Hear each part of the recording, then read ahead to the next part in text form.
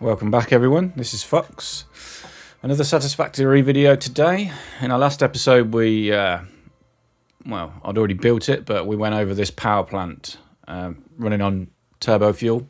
This was solely made in the purpose for giving me enough power to get nuclear fuel rod production up and running, which I have done. I was having a little issue with this in regards to the amount of fluid coming to the top floor.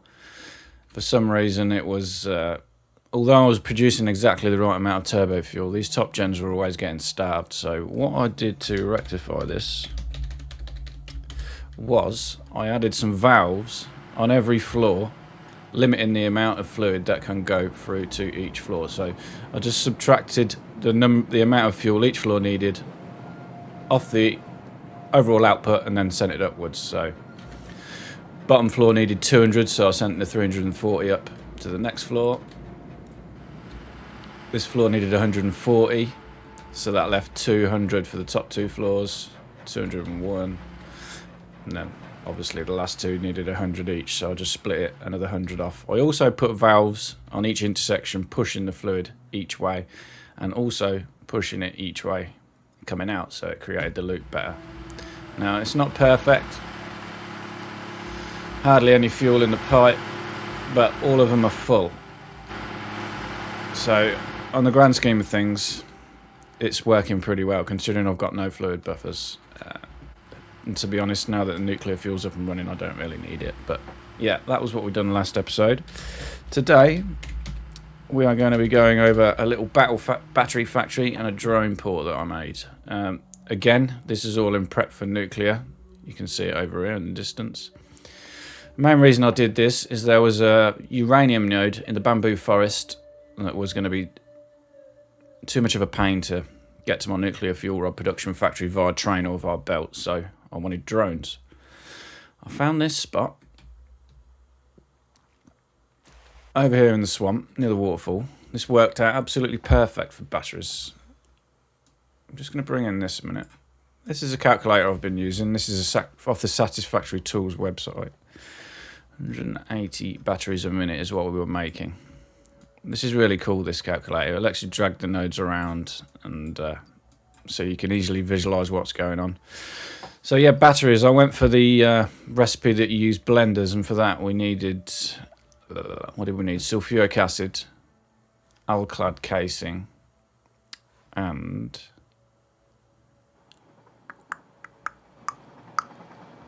aluminium casing, sulfuric acid, and alumina solution. Yeah, and for that we needed water, sulfur, coal. Forget the uranium waste, that's floating around in here because of something else. We need bauxite, water, sulfur, and coal. So the bauxite and the sulfur were pretty much right next to each other. You can see here, this is the bauxite. This is a normal node that I've got maxed out to 600 a minute. There is also another impure node here. And there is a normal sulfur node here. This is giving me 600 a minute. I only actually need 450 sulfur at the minute, so there's scope to expand this with that other impure node there. But this whole setup is I worked it out about maxing out the normal bauxite node, and that gave us 180 batteries a minute. We're going to go through all the ins and outs of this in a minute. We'll take a quick look over to the coal. The coal was just a slight distance down there, and it gave me another excuse to use trains, which I've been doing a lot in this playthrough. You're going to see these corkscrews everywhere. So I sent the corkscrew up across this little stone bridge, and then the coal is here. This was a normal node again, I believe. I only needed, forget what it was, I think it's 180 coal a minute, but this is pumping out 60 a minute. Now 600 a minute. This is all getting shipped back to here. I didn't set it just to the 180 because I may have a use for this coal in the future for plutonium pellets. So if I do, I can send it to one of these drone ports, ship it back to my fuel rod production facility, and make use of that extra coal, because there's 420 a minute being unused there. So yeah, let's get down to it then. We're going to talk numbers. I'm just going to open up this calculator again. So yes, 600 bauxite, 600 water, 450 sulfur, 180 coal. We've done that. So the water, I mean, The sulfuric acid needed water to run, but we used that. We got that as byproduct from the scrap and the blenders that are actually making the batteries. So the only water I needed was the 600 for the sloppy alumina solution, which is an alt that I'm using. So I've got 2 water extractors down here, maxed out to full with power shards. 1 600 pipe coming up into this industrial storage buffer thing. Should be full. Yeah, and then the water goes up to the refineries. So as I said, I'm using a sloppy alumina solution alt recipe. This means you use 150 bauxite a minute. These are boosted. These are underclocked, sorry, to 75%. We'll talk about that in a minute. But each one of these refineries is using 150 bauxite a minute and 150 water a minute. That adds up to the 600 bauxite and the 600 water. I needed 360 alumina solution twice. Once we needed it for the scrap, and once we needed it to go straight to the blenders for the end product. So the way I did that, I split it in 2, split the bauxite, split the refineries in 2. Each one of these refineries is making me 180 a minute. So 180 makes 360 on the right side. 180 and 180 makes 360 alumina solution on the left side. To make that work out evenly and have an even split, it meant that I underclocked all of them to 75%. So nothing crazy here. The end product being we needed 360 alumina solution each side. Got a small little fluid buffer here. So the net is hovering around 0. So we know everything's working perfect. So once we had the alumina solution, as I say, half of it went straight to the blenders. The other half came here to start making the scrap. So these 2 refineries are then making the aluminium scrap. This is the standard recipe for scrap.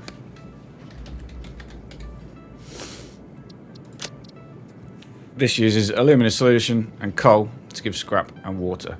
The alternate recipe of petroleum coke is not as good. You don't get as much scrap. And this alt is just pure bilge. I don't know who would use this. It uses bauxite, coal, sulfuric acid and water to make scrap.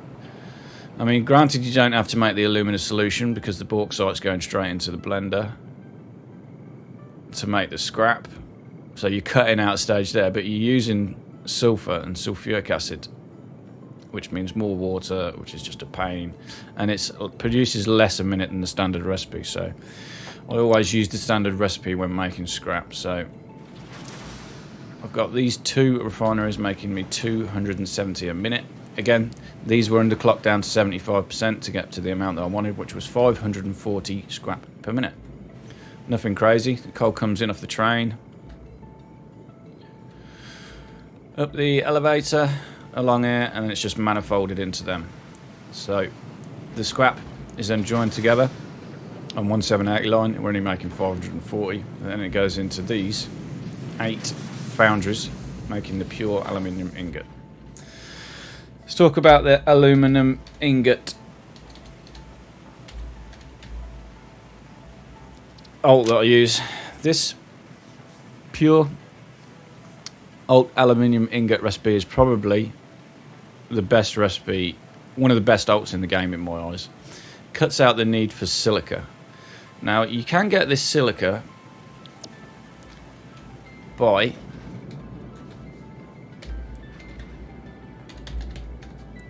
one of the alumina solution recipes, the standard recipe, if you don't use the sloppy one, gives you silica. Now I didn't crunch the numbers to see if it was the right amount that you needed for this setup, but I mean, anytime you can cut out a whole item being needed in a production chain, it is better for me. You can see this uses 12 bauxite.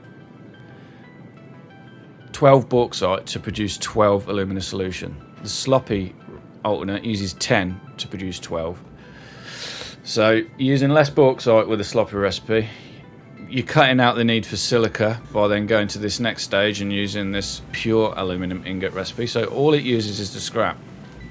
When I worked it out down to the T, it was going to be 9 of these foundries. Are they foundries? It's a smelter. It was going to be 9 of these smelters, but I just overclocked the last 2 in the chain 150. You can see these here are white. This is at 150%.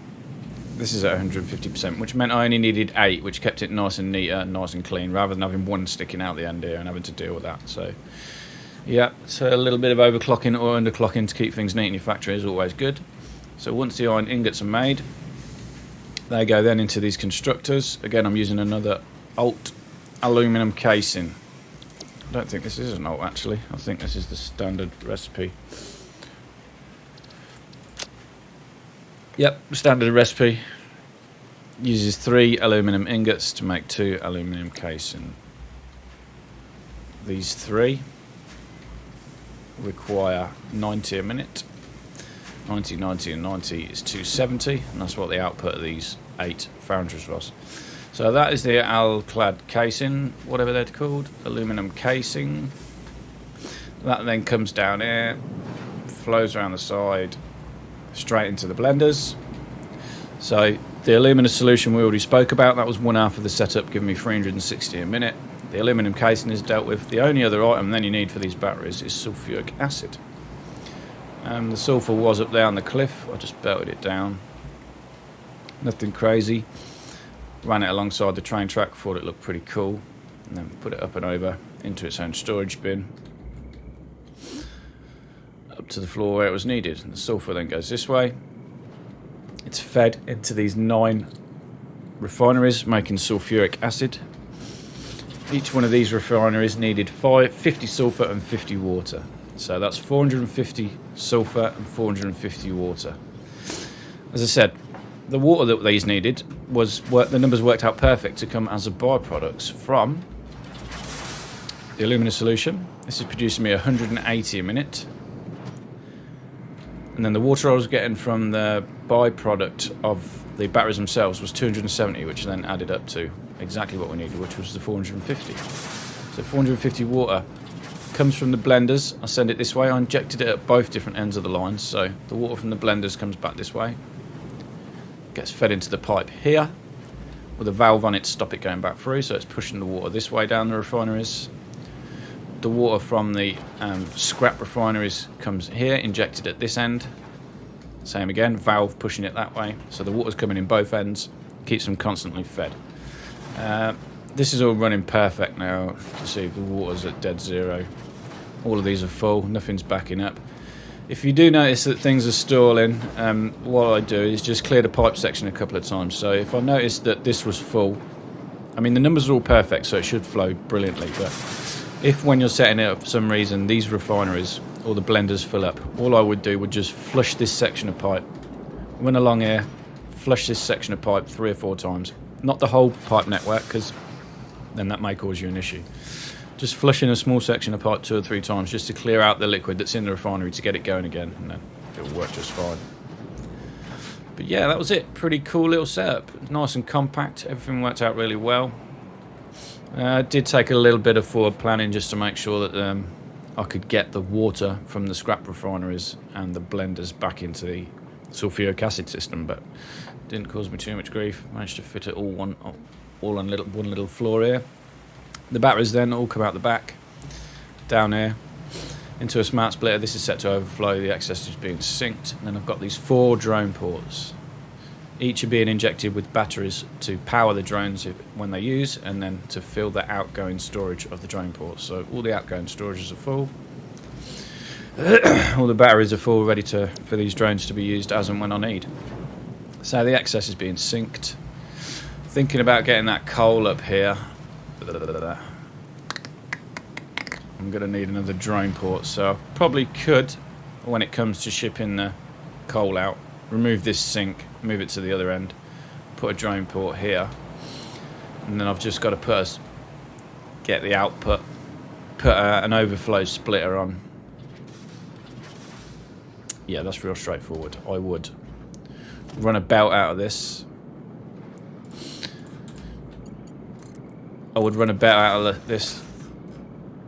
Put a smart splitter on it, set it to overflow, set any to pass upwards, overflow to go right, connect it to another belt, ship it over there, and then join it to that's the bauxite, but yeah, you get the idea. The coal is the train here. and then get the coal over to the plutonium factory. Yeah, that's it. I kept it quite minimal, put a neat little roof on. I got a little golden doggo statue from the tickets that we were getting from sinking the batteries. Pleased with myself. Yeah, looks good. Put a radar tower on the top. Thought it looked good with the drones, sort of controlling it. Radar, whatever. Yeah, looks neat. We're going to take a quick fly over to my nuclear power plant. This is what we're going to be going over in the next video. We're going to start going over the nuclear fuel rod production. I am, for the time being, sinking the waste, nuclear fuel waste, using a cheat. Because I will be making plutonium fuel rods and then either sinking those or turning them into more nuclear power plants. But yeah, this is my fuel rod facility. It's totally finished. It needs a roof. I haven't decided what I'm going to do with the shape of it yet. Also down here, I think what I was leaning to was making this wall here maybe 2 or 3 wider, and then just cantilevering in between these fuel things up to the top to match this. But yeah, I've got 2 more of these power plant clusters to actually belt up, and then we're done. It's looking really good. But yeah, that's for the next video anyway. As always, I hope you enjoyed this. Please come join me on the Discord. Give it a thumbs up if you did. Subscribe if you haven't already. Click the bell for notifications. And yeah, as always, we will see you in the next one. Thanks for watching.